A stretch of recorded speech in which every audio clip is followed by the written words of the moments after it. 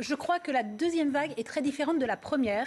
Et dans la première vague, y compris en France, c'est beaucoup des gens qui vont travailler, justement, pas forcément prendre le métro, mais aller sur des chantiers, etc., sans forcément respecter les gestes barrières parce que c'est plus difficile ou parce que, voilà, c'est pas forcément dans la culture, enfin, je ne sais pas, mais en tout cas, on n'a pas du tout les mêmes, semble-t-il. J'ai vu ça sur un autre plateau, sur cette deuxième vague que sur la première. Et ensuite, je crois qu'elle est intervenue parce qu'il y avait pas mal de marchés de Noël et de gens qui échangent et qui boivent du vin chaud dans la rue. Et du coup, ça effectivement a tendance à faire un acte de sociabilisation qui est peut-être le bienvenu, mais pas en période de pandémie. Et je crois qu'elle a réagi parce que justement, elle voyait les chiffres augmenter.